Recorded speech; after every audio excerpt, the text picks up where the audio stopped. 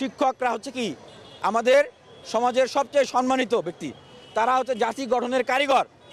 তাদেরকে নিয়োগ, তাদের সম্মান আরও অনেক অনেক বেশি বাড়িয়ে দেওয়া উচিত। যেখানে সেইখানে তাদেরকে সঠিক বেতন দিতে পারতেছে না, তাদেরকে জাতীয়করণই করতে পারতেছে না। এইটা যারা রাষ্ট্র পরিচালনা করতেছেন তাদের তো দায়িত্ব, তাদের তো আরও ক্ষমা চাওয়া উচিত, মাপ চাওয়া উচিত যে বাবারা এটা আপনাদের প্রাপ্য, আমরা দিতে পারতেছি না, হ্যাঁ আমাদেরকে মাপ করেন, আমরা চেষ্টা করতেছি, চেষ্টা করবো, আমাদের এই সীমাবদ্ধতা। এটা তো মাপ চাইয়ে তাদেরকে বলা উচিত, দুঃখ প্রকাশ করা উচিত তাদেরকে। এইখানে সেইটা না করে আজকে বল প্রয়োগ করলো।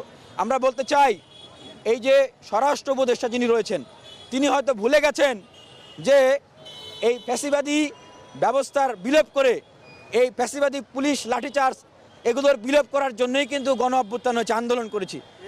এবং এই আমরা যদি আন্দোলন না করতাম, আজকে যারা মিছিল এসেছে তাদেরও সন্তান ছেলেমেয়েরা শহীদ হয়েছে, জীবন দিয়েছে, তারা যদি আন্দোলন না করতো তিনি কিন্তু ক্ষমতায় বসতে পারতেন না। আমরা স্বরাষ্ট্র উপদেষ্টাকে বলবো, আপনি আজকে যে ভুল করেছেন, এইখানে আন্দোলনকারী শিক্ষক শিক্ষিকা, এই জাতির মেরুদণ্ড, জাতির বিবেক, তাদের উপরে আপনি লাঠিচার্জ করেছেন। ঠিক যেভাবে আওয়ামী লীগের সময়ে একদম এডিসি হারুন, গোলাম রুহানিরা আমাদের উপরে লাঠিচার্জ করতো, পশুর মতো মানুষ মনে করতো না, ঠিক সেইভাবে লাঠিচার্জ করেছেন। আপনি গ্রেনেড মেরেছেন, আপনি জল কামান দিয়ে তাদেরকে আহত করেছেন, শতাধিক তারা আহতরা বিভিন্ন জায়গায় রয়েছে। আপনি দ্রুত সময়ের ভিতরে আপনি ক্ষমা চাইবেন এই শিক্ষকদের কাছে। আবারও বলছি, স্বরাষ্ট্রমন্ত্রী আপনি তাদের কাছে ক্ষমা চান, এইখানে আসেন, হাসপাতালে যান, ক্ষমা চান, মাপ চান।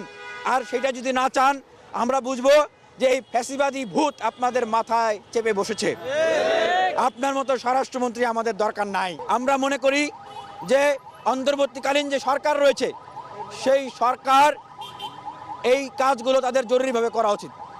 আমরা এটা বলি যে এই সমস্যাগুলোর সমাধান আমরা করব। আমরা সরকারে যাব, সরকারে গেলে এই সমস্যাগুলোর সমাধান করব।